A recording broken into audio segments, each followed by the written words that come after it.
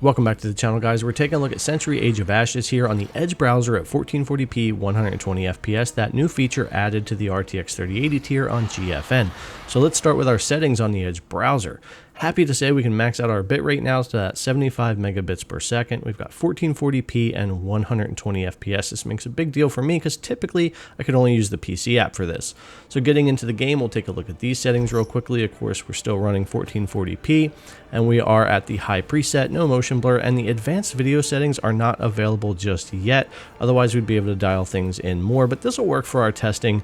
FPS is going to be all over the place anyway in this game. There's a ton going on, so let's go ahead and get into it and look at the actual gameplay.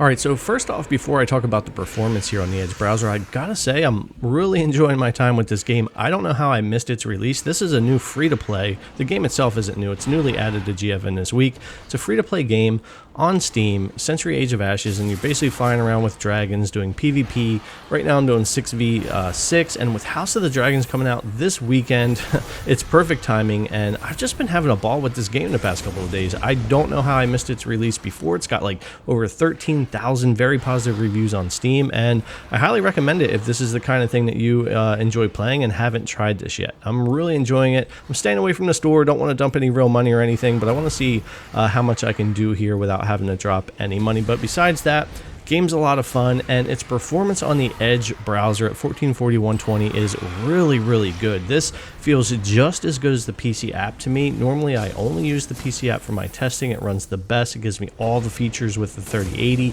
Now we are still missing 4K 60. We're missing the Control N option to bring up our FPS and our stats for all of our data usage and everything. Those features aren't here yet in the browser. Those are still only on the app, but having that 1440 120 or up to really makes a big difference here, especially in a game like this where I'm wanting very good input latency.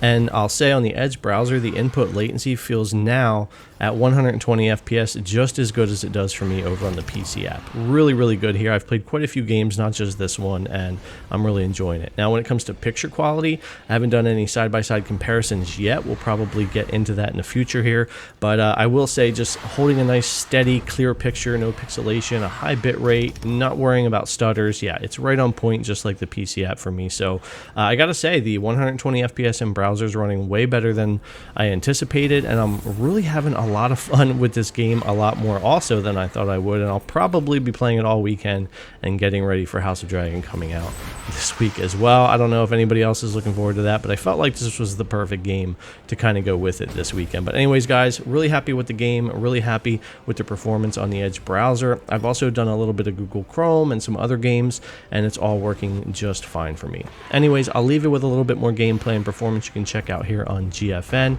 If you guys liked the video, subscribe, thumbs up, ring that bell, leave me your comments down below, and I'll see you in the next one.